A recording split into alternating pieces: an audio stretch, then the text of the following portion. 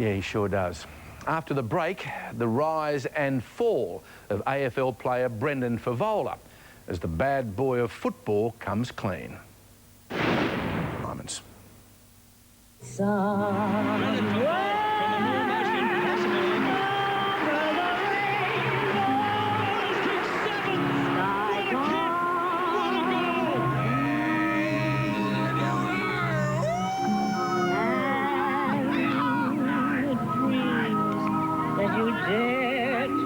She says, he says, no, that's it, we're finished here. Congratulations. Thanks, Fev. Right, okay. Thanks, mate.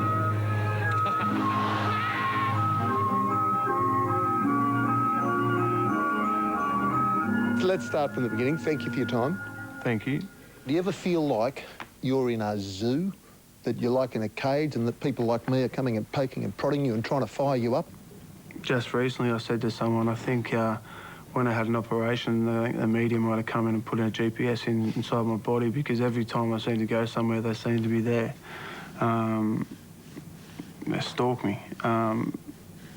It's hard because you can't do anything. You can't even go have a coffee with a friend without them taking photos and putting them in the paper. Why are we so fascinated with you? I've got no idea. Think. I wish they'd drop off. I'm not that interesting. Did you have moments of reflection when, you know, you see this fantastic career starting to go up in flames, thinking, where did all this come from? Why did I bought it all on myself. Yeah. Through drinking and gambling. Bought it all myself. Brendan Fevola grew up in the Melbourne working-class suburb of Narre Warren. He was a schoolboy champion, captain and star. His father, Angelo, was the team coach. Brendan was 8 when his parents separated. Was that upsetting for you when your mum and dad split? Yeah, I think it was... I don't really show too much emotion, but that still hurts me now, I think. Footy was Brendan's escape. He was so talented that at 13, AFL scouts were already circling. It seems to me dubious to have an industrial system of scouts looking at 13-year-olds. I personally, at the time, didn't like the fact, because they're still 13-year-old boys. They're still children. I wanted Brendan more so just to be out there and enjoy himself and have fun. Couldn't wait to get home from school because we play footy, and when it'd rain and, you know, the grounds would be muddy and you'd play games in the mud, and it just really, it was just fun times when you're a kid. Is it possible you concentrated too much on football and not enough on your education? Oh, yeah. I didn't worry about schoolwork. Do you know how many continents there are on Earth, for example? Probably plenty. I'm not that stupid, but I did my VC and passed, so that was good. Right. And so... How many continents are there? 6. There you 5 go. or 6, is that right? So you don't even know. He's just a big kid that makes foolish decisions, does stupid things, and unfortunately, it's completely unravelled his life. Alex Fevola is Brendan's estranged wife. As harsh as this sounds, she believes that the moment the AFL drafted Brendan, the boy stopped growing into a man. And that, she says, is the tragedy of his once blessed life. You'll know that Bruce Springsteen song, Glory Days, They'll Pass You By, Glory Days in the Wink of a Young Girl's Eye. Did it feel like that? Could you feel it happening? This is all drifting away?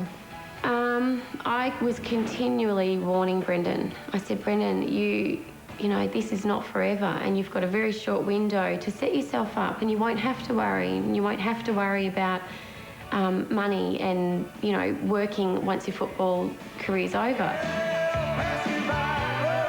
I don't think he really understands what he's done. Because you've got to understand, he came into football, into AFL football at the age of 17, and he, from then on, was mollycoddled by the whole industry and the whole environment of football. You're placed on a pedestal and everything's done for you. Nothing's a problem, nothing's too much trouble. You have so much adoration from people. You know, life's just so easy. Hang on, Brendan. It was 1998 when Brendan went into the AFL draft. So I don't know where they are. He was in his last year of high school. But his education was about to take second place. So tell me about the lead up to suddenly it's in the wind. Maybe he's going to be drafted. Very scary. Very scary. More so for myself. Not exciting? Not my boy's about to make it in the AFL? No, I wasn't excited at all. Was he? Yep. Yeah. Player 4-1 double 4, Brendan Fevola. And the day that he's picked for Carlton? Yeah! Yep. And you? No. Did it feel like I've gone from being a parent to a spectator once the AFL took him over? In what way? I had no control. So it's not like I could ring the school or say, look, Brendan needs to leave early today, blah, blah, blah, but couldn't do that. Because? He was committed to the club. So tell me this, you're still at high school, Yeah. and you get drafted by Carlton. Yeah. What was that like? It was a massive buzz, obviously. I love playing footy. I play on instinct. That is special. Once you cross that line, you just get excited, especially when you run out in front of 80, 90,000 people. Sensational. The feeling you get in your body, it just goes numb and you just tingle. Fevola's got it again. He brings it back. He's kicked it. Sensational. And when you're doing it, and you've got your 8th goal, and you've narrowed the margin, and there you are, it's like a beer ad. Yeah. Do you feel like... Probably don't talk about beer, mate. Do you feel like I am the Fevola bus? I can't be stopped. You do at the time, and I never doubted myself when I played footy. So I just thought it'd always happen. I just thought, you know, if I play to the best of my ability, I can do whatever I wanted on the footy field. In quick order, Brendan's life went from great on the field to even better off it. In 2005, he married Alex, a single mother with a young daughter. The unruly larrikin had captured the heart of a poised and beautiful woman. His larrikin behaviour is actually what attracted me to him in the first place. And it's funny because, you know, there is that old saying that when you meet someone and all the things that attract you to them, you end up hating them for later on in life. And I think that's what happened. I think I probably outgrew that behaviour, and unfortunately Brendan didn't. It must have been hard for you sometimes to tether him. You know, like, the balloon's up she goes. Very hard. Brendan's, once he's, you know, on a roll with something, it's very hard to get him to change course. He's just quite determined. He's going to do it no matter what. No matter what the consequences, he'll do it. How old do you think you first were when alcohol passed your lips? I think I might have had a drink when I was 16, and then my 18th birthday, I had a drink. So I didn't drink much as a kid. And I was too concentrated on footy and getting drafted. And yet, when you And started... then when I got drafted, I started drinking, which doesn't work. Tell me how it works. You would you'd run out for Carlton at 2 o'clock, the roar of the crowd, somewhere near 5 o'clock, you kick the winning goal, hit the showers, press conference, and then what would happen afterwards? All the boys would catch up for a beer. Or several. And then it'd turn into several. And then would it go through the night or till 1 o'clock or 2? Yeah, it'd go through the night. And then, really? Depends if you had recovery in the morning or not. But I wasn't a heavy drinker. Like, I wasn't a big drinker. Like, last year I would have gone out, you know, 6 times, if that, or had a drink. But when I drank, I thought I was drinking for Australia. I never wanted to go home. And when you drink and you've got stuff bottled up, you feel like it's all gone. But then you wake up again in the morning and it's back. In 2006, while representing Australia in an international rules series in Ireland, Brendan's boozy misbehaviour became very public. During a binge drinking session, he was asked to leave this Galway pub. He did, but then he returned, attacking the barman. All of it caught on camera. When you get home to Alex, does she not say, what the hell's going on? Change the way you're doing things? She said, what were you thinking? And yeah, I wasn't thinking. But that's what alcohol does to me. I think I've turned into a different person, and it's obviously why I don't drink anymore. He seems to get over humiliation very quickly, and people seem to forgive him very quickly.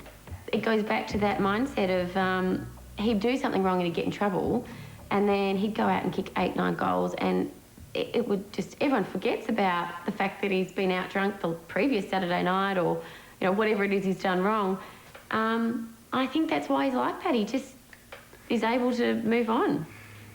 It must have been tough for you in the days after the infamous Brownlow Medal carry-on. Yeah, it was. It was very humiliating for both of us.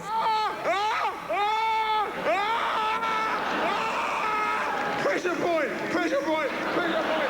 Pressure point! Pressure point! Pressure point! Oh, I got a stiffy! Tell me the infamous night, the Brownlow Medal, 2009. I can't remember it, so there's no point in asking me questions. Okay, but that particular bit of footage, I've seen it personally 250 times. You must have seen it at least that. Tell me the following day. I want to buy that and patent it, and so no one ever see that ever again. Steven Seagal! Steven Seagal! Steven Seagal! Hey! Steven Seagal! Hey, Steven! Steven Seagal! Is it fair to say that Alex was not well pleased? If you can put it in those terms, yes. What did she say? Yeah, she wasn't very happy. She said you made a dick of yourself last night. Slip around the head, or what do you do when he's acting like a dickhead? Oh, look, he's a grown man. He can sort himself out. I've got to get upstairs to the kids. The night after the Brownlow, you and he on the couch, the news comes on, and he says, I don't want to watch this. And you said... You'll be watching it. Yeah, I had every TV on in case he tried to escape into a different room. Yeah, I just wanted him to be aware of how foolish and stupid he looked. And, you know, a lot of the time, well, you don't get that proof. We all watch Steven Seagal movies, Johnny! You shit! That's football. There's all sorts of different rules that footballers feel they can live by, and that's the culture that needs to be changed. Hey, well done. It was very stupid of me, especially being in such a big event. And that's what ended me at Carlton. We're being defensive, we'll kick out this side, okay? I see that on your stomach you've got the names of your 3 daughters there tattooed. It must have been very difficult to be a good father when you're pissed as a newt. Yeah, but it's a Saturday night. You wake up in the morning, you feel fresh, and you play with the kids all day. So... Are you a good father? Yeah, love my kids. Happy birthday! Hello! I told you you didn't get Hello. Here's the question I think a lot of Australia wants to know the answer to, and I do. In the wake of that, in the wake of a night like you had with too much grog in you and you don't remember it, and disaster after disaster after disaster, why would you not at that point say, alcohol and meat, finish? I did for a little bit. How long? Oh, man, I can't remember. When I went 2 hours, 3 hours? No, I went to Brisbane and we had a few drinks over the summer.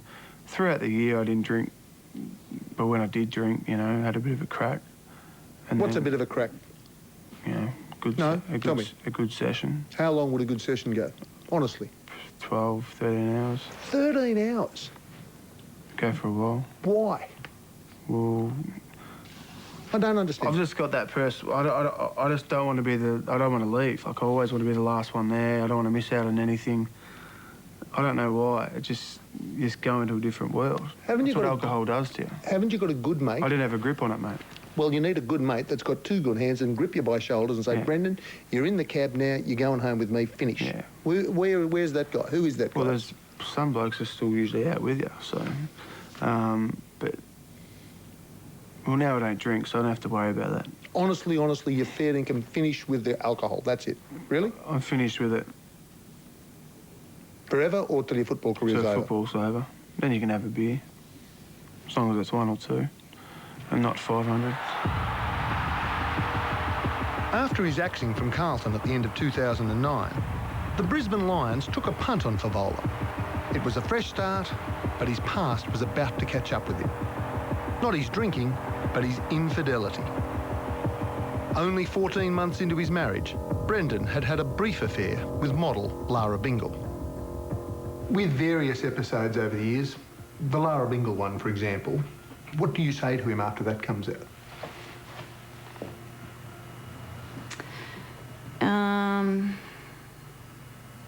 Well, I wasn't, as most parents would agree, you were not proud of it.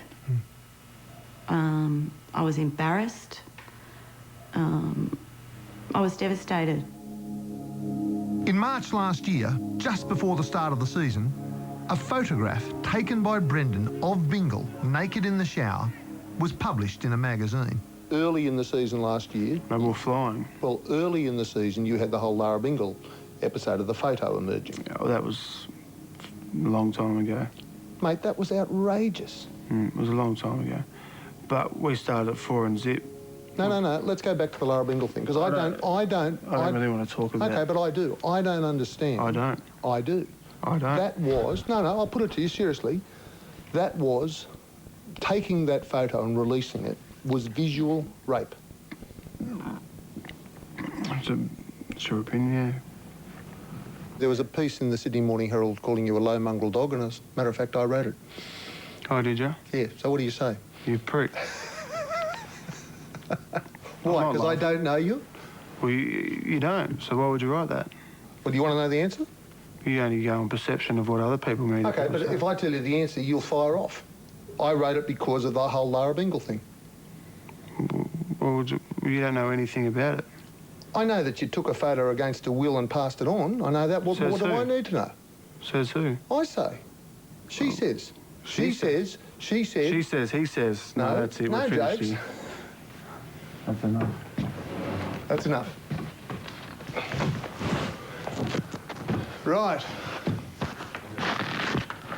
The media, the football clubs, the management, everybody has to take some sort of blame for creating this monster. And I would always just wish that the attention levels would just calm down. I know that that is a lot to do with what happened with Brendan. His ego just went through the roof. And when you're a young boy that really isn't equipped to deal with that, it has adverse effects. And the effects are you think you can do anything and you can get away with it. And you know, invincibility. And he can do anything. He can slot a goal from 40 metres out on the sideline with 10 seconds to go. He can do anything. And that's exactly the mindset.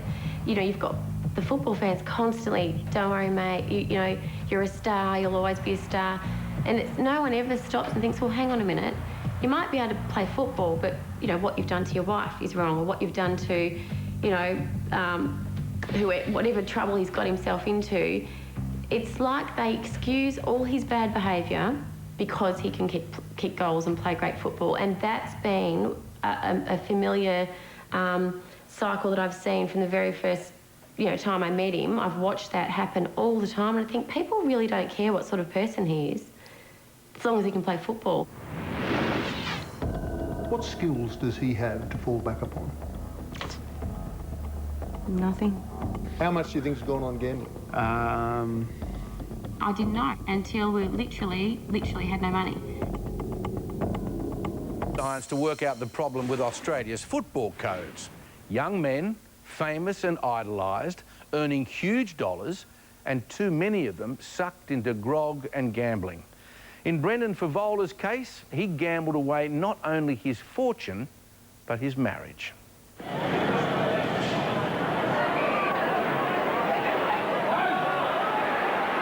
Tell me, when did the gambling start? I was gambling from when I was 17, but very little, like on the horses and stuff. Obviously, I gambled at Carlton, but not to the extent when I got to Brisbane over the pre-season. I was having a real crack at the gambling. On what? Horses. Did you win? I won occasionally, but once I won it, I lost it anyway. I believe there was one day that you started with $1,000 and finished up with lots and then lost it. Tell me about that day. Yeah, I started with not much money, and I think I won about 365,000 in a day, and then the next day I lost it. Let's say you've earned something like $5 million through your football activities. About 20. How much do you think's gone on gambling? 20 and a half? million. Nah, mate, I would have lost probably close to maybe $1 million. The reason he got himself into so much trouble is because there was people everywhere saying, here, Brendan, here's $50,000 credit, with no understanding of what they were doing to us as a family. And I didn't know. It was all kept from me, kept very quiet from me, until we literally had no money. How did you find out? Well, I went to the bank and there was no money. So... Where's it gone? It had been paid. It had been all paid out to bookies and debts. What did Alex say about the gambling? Well, the gambling, when you're a gambler, you know, it's obviously a pretty bad addiction to have. You don't really tell her too much about it. Brendan was just so good at, you know, keeping a lid on things, and he had excuses for this and excuses for that. But it gets to a point where, you know, there is so many issues in a marriage. It's not just the gambling or just drinking or just cheating or, you know, it was just the whole thing. I just was at the end of the road, and I couldn't see how I could possibly trust him again. And then I got myself balls deep, and then she found out, and she said, if you know, don't stop gambling, you know, I'm going to leave and go back to Melbourne. I stopped for a little bit and then I got back on it, and then she left. The marriage was over. Last April, Alex returned to Melbourne with their daughters. After finishing the season with Brisbane, Brendan headed south to stay with his mother and spend Christmas with his children and estranged wife. By now, he'd been diagnosed with ADD and was on powerful medication. But while caring for his youngest daughter, there was an incident that caused Alex to take the children away from him. Alex said, let's watch Lulu for a bit, and I took the tablets that night, and she went and put a bottle on, and I fell back to sleep, and Lulu fell off the bed, and then Alex went off, and so I just grabbed my bags and walked down to the bus stop, caught a bus, caught a train, went home and drank a few bottles of wine, and it was that was my worst moment. That was when it happened. What happened? Just started slashing at my wrists. With what? With a knife. And I had a butter knife to start off with, and that didn't work because I didn't know what I was doing. And then I grabbed a sharper one, and then I rang Dean Warren, who was the new footy manager at the footy club. And I think I was crying. I don't cry too often. And said, mate, I'm in trouble. I need some help. And then they booked me in on the Tuesday, on the 2nd of Jan, to go to rehab just for a week or so. And ended up staying there for 70 days. So that was rock bottom. It seems such a pity to have all that talent and to live such a cliche. I mean, it's a bad movie, isn't it? Yeah, to let it all go, to let you go, to let the children go, to drift away and not be able to stop it. Yeah, it's a huge waste of talent and of a good person.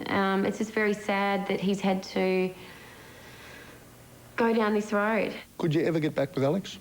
Could I get back with Alex? Yeah. I think I've hurt her too much. It's not Alex's fault. She gave me a lot of chances. She was great, and I would have got rid of me a long time before that. But when she left and I was out without the kids, everything went downhill from there. That must be bloody hard, not seeing your daughters. It's killing me, mate. How long since you've seen it? I've seen him twice this year. That's too long. That's too little. Especially when you've got a 1-year-old. Mm. Mate, it breaks my heart, mate.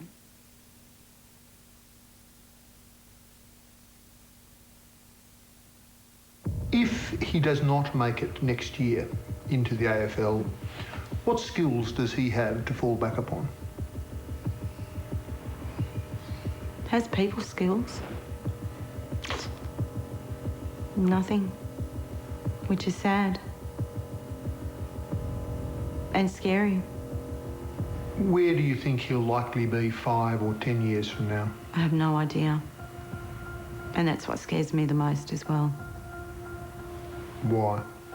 Because he's always had football. He's had football for the last 24 years.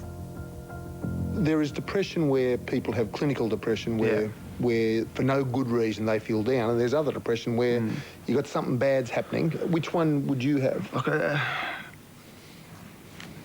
it's really hard to say because I didn't know I had it, but I think it comes down to bottling everything up and keeping everything inside, and then you'd feel down on yourself. But I'd go to the footy club and be happy as Larry, and everyone would think, oh, you know, Fev's up and about, blah, blah, blah.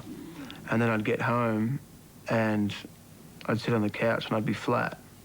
But no one could see, or go to my room and I'd be flat. No one would see that. And probably the only person that really would know that would be Alex. And she knew, and she's like, talk to me, you know, but I found it hard to express myself because I don't know whether it was embarrassment or I didn't want anyone to know what I was thinking. If I had done that, I mightn't have been in the situation I am now. And that's it, mate. You're a Casey Scorpion. Well done. Congratulations. At 30, Brendan Fevola is starting over. Sacked by Carlton, sacked by Brisbane.